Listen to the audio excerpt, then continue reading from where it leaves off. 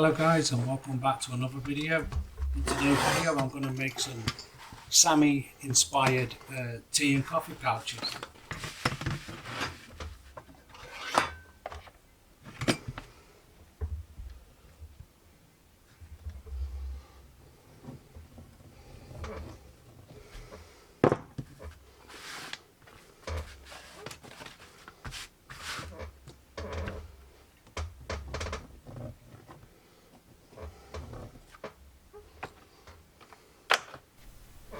As you can see, nothing too technical there, just using a roll of duct tape just to get a half circle.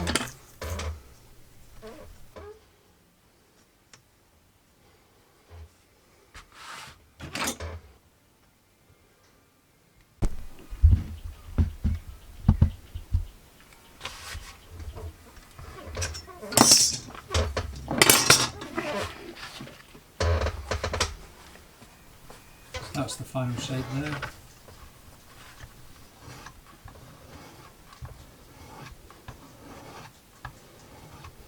As you can see, I'm just honing my standing knife just to get rid of any nasty edges, just to make as quick and nicer cut through the leather as possible.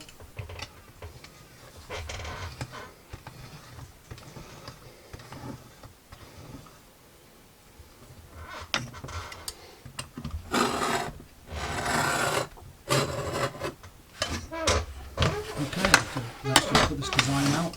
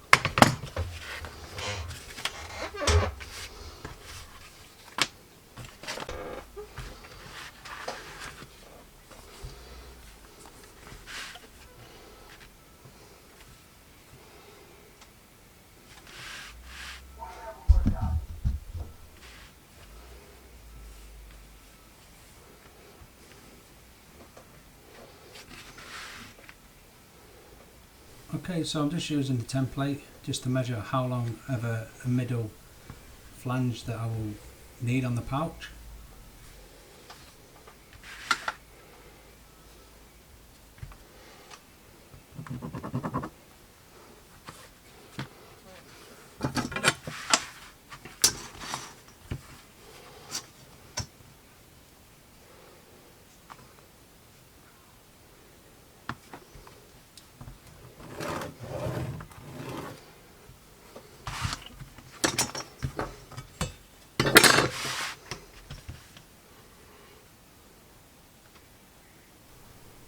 Just now it looks like I exactly knew what I was doing here, but it was a bit of a guess how wide the flange should be to get an effective pouch. I went for 2.5 inches, and I hope you'll see by the end of the video that 2.5 inches worked out great.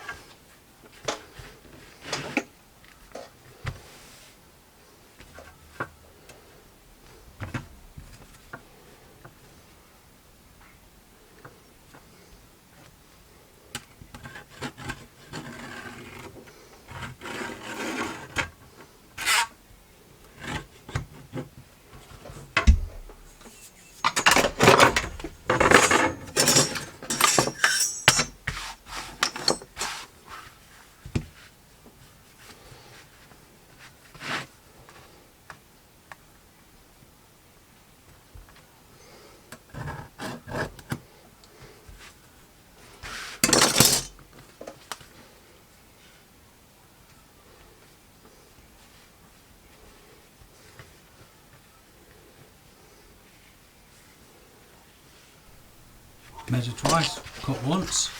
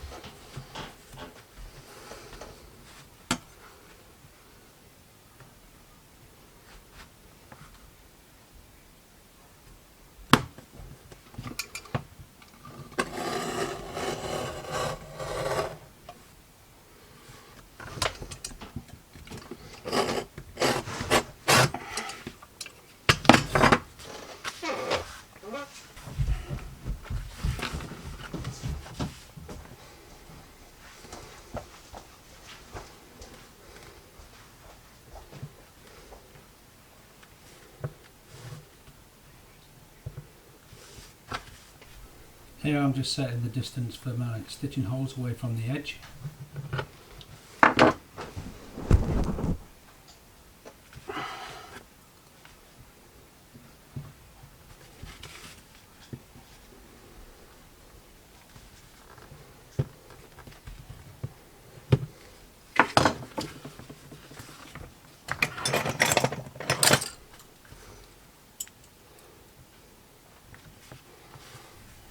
So now I'm going to actually use a punch tool to use the stitching holes instead of a pricking iron. Thin leather like this can be tricky to saddle stitch, so I'm actually going to punch the holes out. Here I've punched the holes out. I've not shown the process because I've got a new microphone and it was really loud, and no one wanted to hear me banging on the desk for 10 minutes.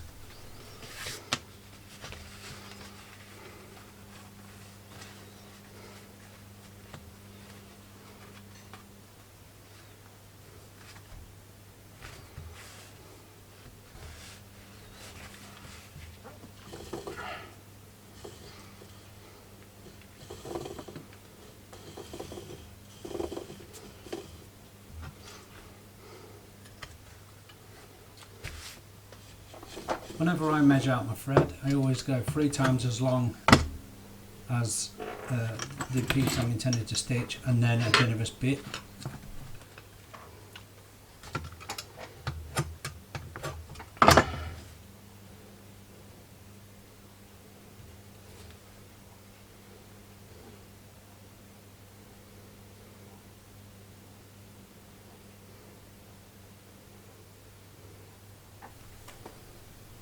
Thread your thread through the hole of your stitching needle and then re-pierce your own thread. This way you get a tight hold and it shouldn't come undone.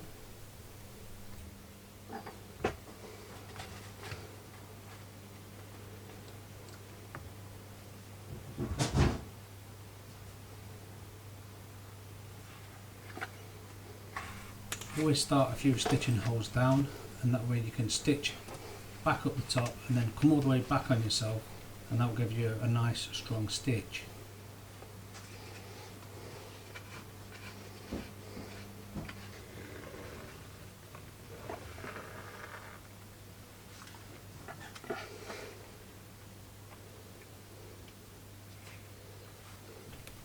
So these stitching ponies really are an invaluable piece of kit, and here you can see me putting what I've just set into practice, started a few runs down, stitching back up to the top, come back down on myself, and that way we're going to be the strongest stitch, strongest hold.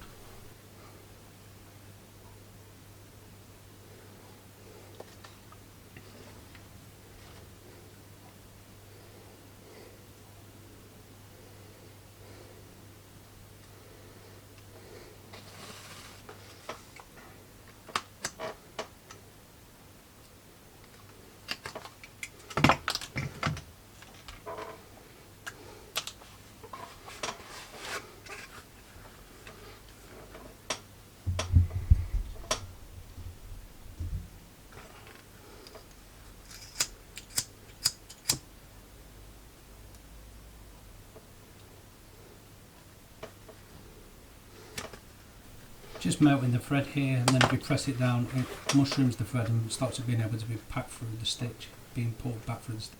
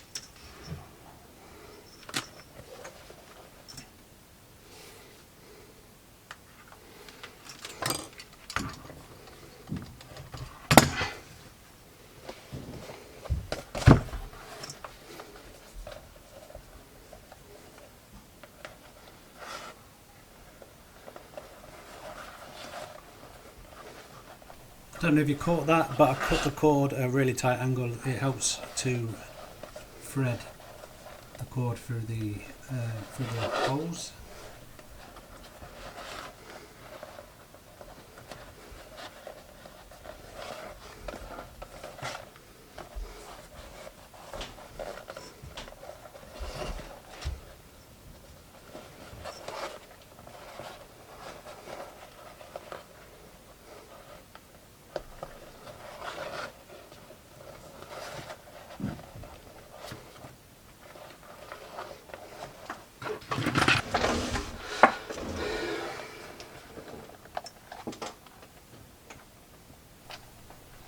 Just adding a couple of beads for decoration onto the pull cord.